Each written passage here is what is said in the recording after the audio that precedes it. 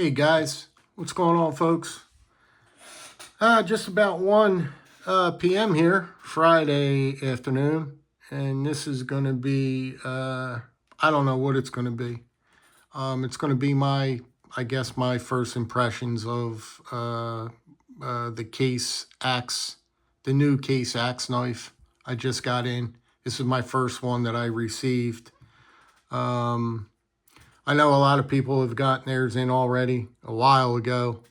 I ordered all mine from Shepherd Hills Cutlery. And if I remember correctly, I think I've pre-ordered 8 of them. Unfortunately, the biggest mistake I've done was pre-ordering these knives. I should have never done it. I guess the moral of the story is, when you get excited about something, you just got to stop yourself, take a deep breath, and think it over before you make that purchase or before you do anything in life. And I was always told that, and I just never followed through with this particular situation that I'm stuck in right now. It's just, I don't know where to begin with it, really. I let the hype and I let the excitement take over for me, and I made a bad decision, and that's just what it's about. Case in point, with these new Case Axe knives. I should have never did all that pre-ordering with all these. You can see how they're coming now. I don't even know how they're going to come, how they're going to trickle in. I just received the first one now. I have no idea when I'm going to get the rest of my knives. It could be one a month. It could be one every 2 months. I have no clue when I'm going to acquire all of my knives that I purchased. That's just annoying in itself, just to begin with. That's to open up with. Don't pre-order all that. Don't do that. That's a bad move. Anyway, these knives, to me, I love Bill Ruppel design, and I love the Bill Ruppel knife. I always used to look at them, you know what I mean? The Bill Ruppel knife, you know? I was the knife to me is very subpar. These new Case knives out today, not only this one, I'm talking about all of the newer Case knives. You just got to be careful. I'm not going to get myself excited. I redid this video numerous times. I went on a rant. I kind of used foul language in some of the videos I deleted, and so on and so forth. And I just couldn't figure out a way to do a proper video on this particular knife here, because my mind is going so fast and there's so many things I want to say, and I'm trying to do it in a timely manner. Before I received this knife, I didn't know it was coming today. This Rough Rider 30th anniversary knife was sitting here for days, and I meant to do a review on it just because I wanted to show you guys, and I thought it would be a fun video on how good of a knife that Rough Rider, how good, oh my God, Rough Rider knives are.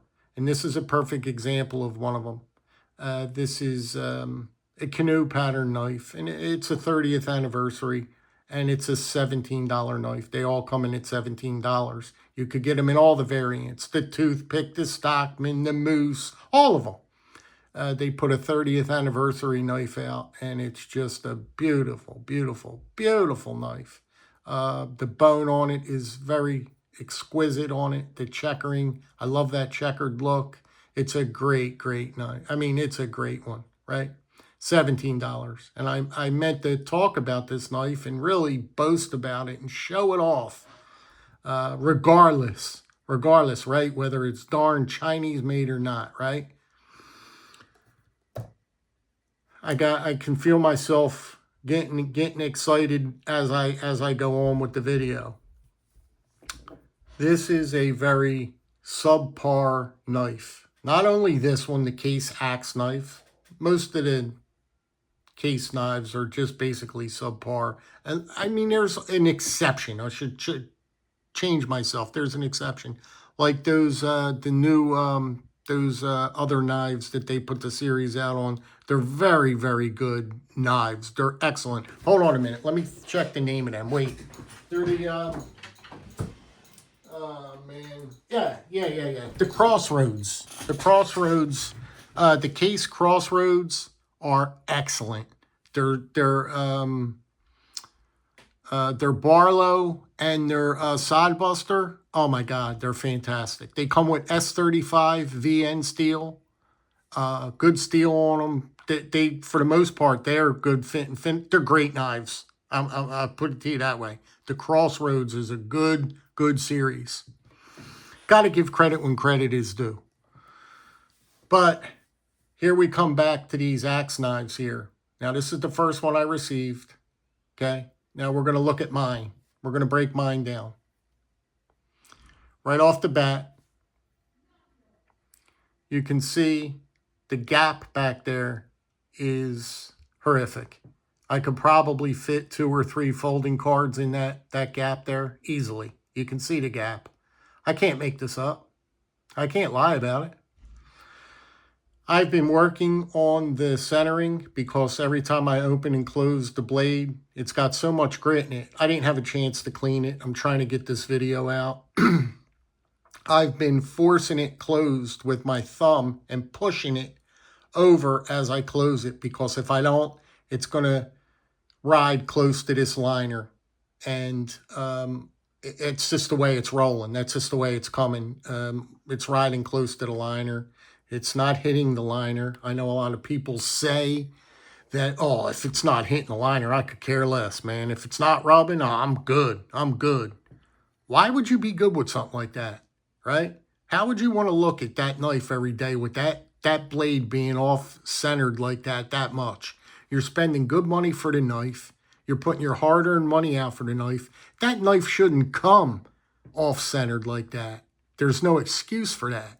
Maybe you can be fine with that and say that we're nitpicking the knife and all that stuff. If you look at the back of that, right off the bat, I didn't even show you nothing yet. If that's nitpicking, a gap like that, if I'm nitpicking the knife, then be honest in the comments and tell me I'm nitpicking it. Is a gap like that acceptable? Is that acceptable? Trying to get close. The centering was terrible. It was almost at the liner. I fixed that. I pushed it. I'm going to tell you what I did. The action's terrible on it right now. It hasn't been cleaned, nothing. I haven't done anything to this knife yet at all, besides trying to get this video out. When I close this knife, what I'm doing is I'm shutting it. Here's my thumb. I'm pressing it. Look, I'm pressing it shut to where it's centered. I'm making that blade centered. I'm centering that blade. If I do not close it like that, it's damn near rubbing this liner. That blade will almost rub that liner if I don't close it like that. I'm trying to force the blade back into to being centered a little bit, because I'm not going to pound on the bolster like a lot of people do and all that. It don't work for me. I mean, I'm not going to do that. I'm not going to try and center the blade with a mallet and a rag on top of it and try and center it. I'm not doing it. Let's talk about the blade. Look, not only does the blade come like it was sharpened on a curb, literally, you guys know that. It comes with a horrific burr on it. Look where they stopped the sharpening at. Look how ugly that looks. Just look how ugly that looks where they stopped it. It looks like they just zip across the belt a couple times. Whatever grit belt they use is disgusting. Makes me want to throw up. They ought to really go back to the drawing board and figure out what grit, at least change the grit of the belt when you're when you got your workers going across the belt and throwing them in a box and putting them out for sale. You know what I mean? Because that's all they're doing. At least change the grit so when the consumer don't have to come home and spend 3 hours on putting an edge on the knife and getting rid of that terrible burr on the edge. Not only do you have to do that, look at where it comes to the ricasso there. Look how bad that is. Now I can't get that. I can't bring that sharpening to the end there because I just don't have the experience to do that. The only way I can personally fix that, okay, is if I get a Dremel out or I get a sharpening rod and I put a sharpening choil in there, and I put a choil in there. That's the only way I could do it, and I'm not doing that neither. I'm not putting no sharpening choil in there. It's going to take me, I don't know how long to clean that pivot out because they put so much polishing compound on this from the factory. It all gets in that pivot because Case has to have these knives so shiny like that. For what reason, I don't know. They can't just put a nice satin blade on there and be done with it. Don't you think a satin blade looks better than that shiny thing, than that shine blade they like to put on everything? They should also start making and listening to the consumer about carbon steel. We want more carbon steel blades, but yet Case won't do it. There's only a few knives in this series, we'll talk about this series, in this whole series, that they only made carbon blades for. Why is that? Why is that? I think if you make these knives that are true sharp, the rest of them should have carbon blades. They should give you the option. Like this one, for example, it's peach seed bone. It's true sharp, right? They should make this knife. And give you the option whether you can buy it in carbon steel, okay, or the true sharp, the one here that I got. I didn't have a choice to pick because most of them are true sharp. They don't give you the option, and they only put out one knife out of all these knives. There's like 18 of them. There's like 18 of these Case Axe knives out or something like that. And I only saw one of them. It's a red jig bone one in carbon steel. Does that make any kind of sense? Does that make any kind of sense whatsoever? That you're only making one knife in carbon steel and the rest of them got to be true sharp, that they don't give you the opportunity to pick which one you want, carbon or the true sharp? Why do they do that? Why does Case not give you the option, or they put out such low amounts of knives in carbon steel? What, they just don't like carbon steel? Is it more money? What is it? Why can't they make more knives in carbon steel? What's the problem? What is the problem with that in itself? These knives are very, very subpar. They're nothing special. They are nothing. I really fell into the hype on this one. I really did. Do they look nice? Yeah, they look. That's the only thing, really. And I'm saying it just to be nice. They look nice. Yeah, they do. I'll give it to you. They look nice. But then what else do you get with the knife? What else are you getting excited about with this knife? Why are you getting so excited? Pretty bone? There you go. They put pretty bone on their knife. It just doesn't make sense anymore with these Case knives. It doesn't make sense anymore. They're missing it, man. Are they not listening to the consumer? Does nobody not care about this stuff? I mean, they're just they're just not good. What I'm going to have to do after this video is I'm going to have to sit here and take a lot of time. I mean, I'm talking a good couple of hours cleaning through this, flushing that pivot, and cleaning, trying to get a decent edge on this knife, trying to put a decent edge on the knife, trying to get it in working order, somewhat decent to where I could carry it, to where I'm happy with carrying it. You know what I mean? You got to be happy to carry your knife. You don't want to go in your pocket every day and look at junk in your pocket. You know, I'm beyond that. I'm 30 years in this collecting, in this hobby. You know what I mean? When I pull out my pocket knife, I want my pocket knife to be right. I want it to be tight and right. You know, they're not cheap. $70 for a knife isn't cheap for a pocket knife. $70 is not cheap. That's not cheap for a pocket knife, man. Their fit and finish is off, man. Their fit and fit, man, these pop-ups just keep coming up. I'm getting so aggravated with these pop-ups, man. The fit and finish is not right. And that's basically the whole thing that I'm talking about here. And in closing, I can tell you this much right now. Before I got this knife in today, I didn't know it was coming.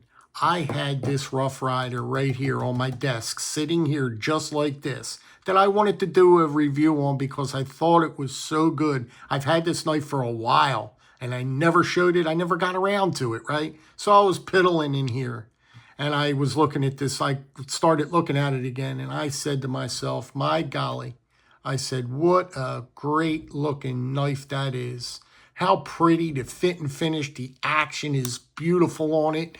I mean, forget about the pattern of it. Just look at the fit and finish of this thing. It's absolutely gorgeous. It's a gorgeous, gorgeous knife, man. It really is, regardless whether you like Chinese knives or not. I don't give a stinking damn or not, man. China-made knives, they're doing some incredible stuff, and we should be ashamed of ourselves. They're doing their knives right, and I'm sorry to say it. So what? I am not ashamed to put this in my pocket. I am not ashamed to stick something like this in my pocket and carry it. I don't care. I don't care if it's China-made. I could care less. When a knife is good, it's good. When a knife is good, it's good. And this is good. And it makes this case knife here look stupid. It makes this knife look stupid. This is a much better knife than this knife here. It just is. The presentation. When you get a knife, you want to see a nice, I like to see a nice presentation when I open my knife. Now it gets you excited, you know, it gets you into it, you know what I mean? They give you a nice outer cardboard box here. And this is just one example. Like I said, this is just the 30th anniversary. This is just an example. Forget about the Case Reserve knives. I got to show you them. They're for 25 and 30 bucks. You can't get a better knife than a Case Reserve. But anyway, I'm getting, look at the tin. You get a nice tin with the picture on it, a beautiful tin. I mean, it shows they're trying. It shows they care. This is what it bears down to. It shows they care about the consumer and what they're sending you. This stuff like this, they care. When they send you stuff like this, what's it make you think? When you get a ricasso, a sharpening like that, what's it make you think?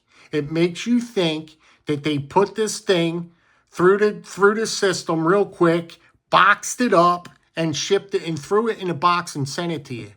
That's what that shows me here. This is what Case Knives showed me there. That they put this thing through the conveyor belt or whatever the hell they make them.